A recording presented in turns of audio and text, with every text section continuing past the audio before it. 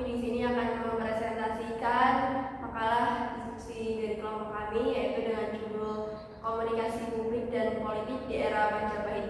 Sebelumnya, perkenalkan, saya Intan Herlina dengan NIM 3421021 dan sebelah saya Adeline Monoviani dengan NIM 3421004. Oke, langsung aja kita ke materi yang pertama akan disampaikan Mbak Adit. Silakan. Oke, terima kasih Mbak Intan. Saya akan menjelaskan tentang sejarah Kerajaan Majapahit.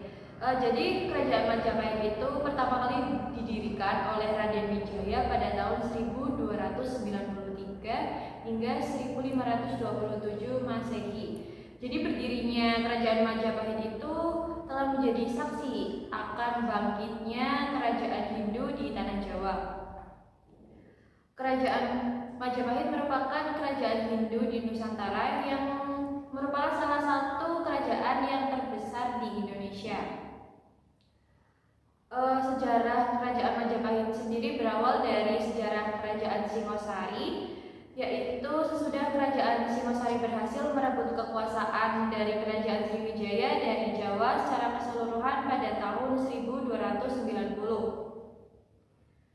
Dan kekuasaan Singosari yang naik kemudian menjadi perhatian Kubilai Khan di Cina, dan dia mengirim duta yang menuntut upeti. Kertanegara, penguasa kerajaan Singosari, menolak untuk membayar upeti, dan Kubilai Khan memberangkatkan ekspedisi untuk menghukum kerajaan Singosari yang tiba di pantai Jawa pada tahun 1293. Nah, ketika itu seorang pemberontak yang bernama Jayakatwang sudah membunuh Kertanegara.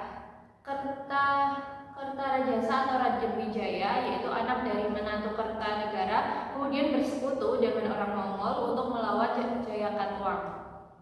Nah, setelah Jayakatwang dikalahkan, Raden Wijaya berbalik menyerang sekutu Mongol sehingga memaksa mereka menarik pula kembali pasukannya secara kalang kabut. Jadi pada tahun 1293 itu Raden Wijaya kemudian membangun daerah kekuasaan di tanah perdikan daerah Tari Sidoarjo yang diberi nama Majapahit. Itu menjadi salah satu asal mula berdirinya sejarah Kerajaan Majapahit. Nah, di Kerajaan Majapahit itu komunikasi publik dan politik ini mencerminkan kerumitan masyarakat dan budaya pada masa itu. Puisi, seni, visual, dan agama memiliki peran penting dalam menyampaikan pesan-pesan politik kepada rakyat dan negara-negara tetangga. Era Majapahit adalah contoh penting dari bagaimana budaya, agama, dan bahasa digunakan untuk mempromosikan kekuasaan, melegitimasi pemerintahan raja. Nah, selanjutnya materi tentang komunikasi publik politik Majapahit di Kitab Sutasoma. Jadi Kitab Sutasoma itu dikenal juga sebagai Kakawin Sutasoma, merupakan salah satu karya sastra yang paling terkenal di Kerajaan Majapahit yang ditulis oleh Empu Tantula. Karya ini berisi tentang pesan-pesan agama Buddha dan moral yang disusun dalam bentuk kakawin. Nah, kakawin tersendiri itu merupakan puisi epos dalam bahasa Jawa kuno. Nah, berikut adalah beberapa elemen terkait komunikasi publik dan politik dalam Kitab Sutasoma. Yang pertama itu penggunaan bahasa Jawa dan kultural lokal. Jadi bahasa Jawa digunakan dalam Kitab Sutasoma sehingga pesan-pesan moral dan agama yang terkandung dalam karya ini dapat mudah dipahami. Yang kedua ada pesan moral dan agama. Di Kitab Sutasoma ini berisi tentang pesan-pesan moral yang mencakup nilai-nilai Buddha dan ajaran moralnya. Yang selanjutnya yaitu penggunaan karakter Sutasoma. Kitab ini menceritakan tentang perjalanan seorang pangeran yang menghadapi berbagai ujian dan rintangan dalam hidupnya. Sutasoma adalah karakter utama yang memegang nilai-nilai moral dan agama dengan teguh. Yang selanjutnya adalah simbolis agama. Di Kitab Sutasoma ini merujuk pada cerita-cerita agama Buddha yang memiliki makna mendalam dalam konteks agama dan budaya Majapahit. Dan itu yang terakhir. Nah, meskipun Sutasoma tidak secara eksplisit berfokus pada komunikasi publik politik, karya sastra ini memiliki nilai budaya dan agama yang sangat penting penting dalam konteks publik politik di Kerajaan Majapahit. Selanjutnya akan dijelaskan oleh Mbak Intan. Oke, kita lanjut di materi yang ketiga, itu ada komunikasi publik politik Majapahit di Kitab Negara Kertagama. Nah, Kitab Negara Kertagama ini adalah sebuah karya sastra dalam bentuk prosa yang ditulis oleh Ratu Prapanca pada abad ke-14. Nah, karya ini itu deskripsi mengenai kerajaan Majapahit yang mencakup berbagai aspek kehidupan kerajaan seperti politik, administratif, dan geografis. Dan meskipun bukan dari karya yang secara eksplisit berfokus pada komunikasi publik politik, namun Kitab Negara Kertagama ini memberikan gambaran yang sangat berharga tentang bagaimana cara komunikasi publik dan politik dilakukan pada masa Majapahit. Nah, berikut ini ada beberapa elemen terkait komunikasi publik dan politik dalam Kitab Negara Kertagama. Yang pertama itu ada deskripsi wilayah kekuasaan. Teman-teman, dalam kitab ini itu memberikan deskripsi yang sangat rinci mengenai wilayah Majapahit, yaitu mencakup wilayah-wilayah di Pulau Jawa dan pulau-pulau di sekitarnya. Dan ini merupakan bentuk komunikasi kepada rakyat dan negara-negara tetangga mengenai wilayah kekuasaan Majapahit tersendiri. Dan ini bisa memperkuat citra dan legitimasi kerajaan. Dan yang kedua itu ada pujian kepada raja. Nah, pada Kitab Negara Kertagama ini itu mencakup sejumlah pujian kepada raja, terutama Raja Hayam Wuruk. Dan saat ini beliau adalah penguasa Majapahit. Pujian ini bentuk komunikasi politik yang mengukuhkan posisi raja dan menggambarkan kualitas kepemimpinan yang diharapkan dalam pemerintahan masa itu. Yang ketiga ada hubungan diplomatik. Nah, dalam kitab ini juga mencakup mengenai deskripsi perjalanan raja dan pejabat tinggi Majapahit dari negara-negara tetangga, yaitu untuk menjalin dan memelihara hubungan diplomatik. Nah, ini sebuah bentuk komunikasi publik dan politik dalam kerangka diplomasi yang memiliki tujuan untuk mempromosikan perdamaian dari kerjasama antara negara-negara. Yang selanjutnya ada upacara dan perayaan kerajaan. Dalam Kitab Negara Kertagama ini juga mencakup deskripsi mengenai upacara-upacara kerajaan, teman-teman.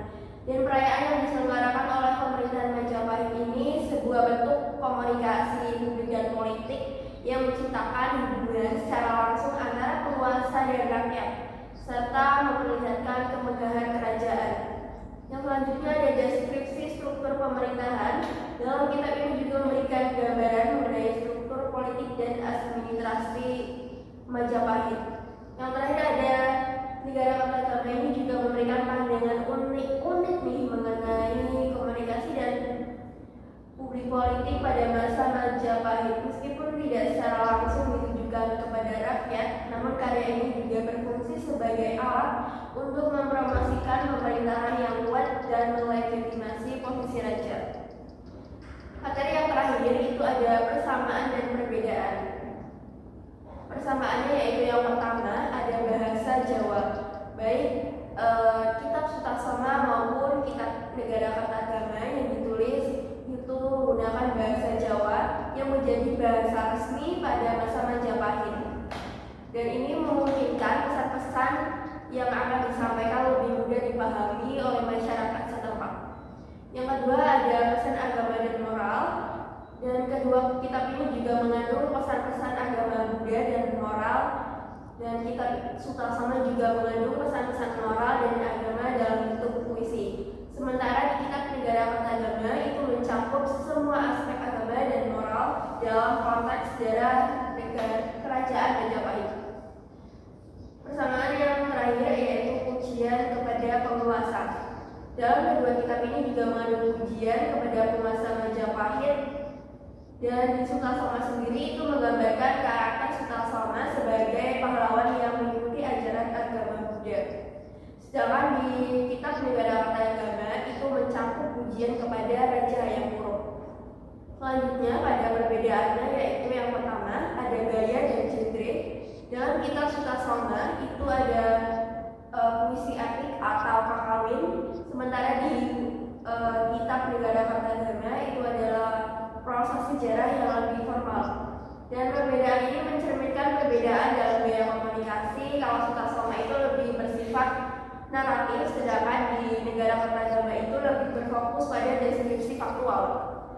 Yang kedua yaitu di konteks. Sutasoma ini kisah epik tentang pahlawan, sedangkan di kitab Negara Kertagama itu mendeskripsikan tentang kerajaan Majapahit, wilayah dan kunjungan Raja Hayam Wuruk ke berbagai daerah.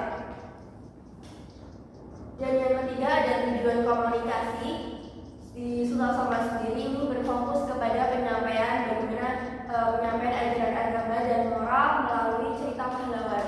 Sedangkan di Negara Kertagama ini berfungsi sebagai dokumen yang mendokumentasikan kerajaan dan wilayahnya. Dan meskipun ada berbagai perbedaan dalam gaya dan konteks, namun antara kitab Sutasoma dan Negara Kertagama keduanya juga mencerminkan pentingnya komunikasi publik dan politik nilai-nilai agama dalam kerajaan Majapahit. Jadi setiap masing-masing kitab ini itu memiliki cara unik untuk menyampaikan pesan-pesan kepada masyarakat dan negara tetangga pada masa tersebut. Oke, teman-teman, sekian presentasi dari kami berdua. Selanjutnya ada kesimpulan yang akan dibacakan oleh Bu Ewi. Oke, terima kasih. Jadi untuk kesimpulannya, komunikasi publik politik di masa Majapahit ini sebagaimana tercermin dalam kitab Sutasoma dan Negara Kertagama memiliki peran yang sangat signifikan dalam memperkuat pemerintahan, melegitimasi penguasa dan mempromosikan nilai-nilai agama dan moral di tengah masyarakat. Dengan demikian, komunikasi publik politik di era Majapahit adalah aspek penting dalam mempertahankan dan memperkuat kekuasaan kerajaan sekaligus mengukuhkan norma-norma moral dan agama yang membentuk masyarakat dan budayanya. Kitab Sutasoma dan Negara Kertagama adalah bukti historis yang memungkinkan kita untuk lebih memahami bagaimana komunikasi publik politik yang diwujudkan dalam bentuk yang beragam dalam kerajaan Majapahit yang kaya akan budaya dan agama. Sekian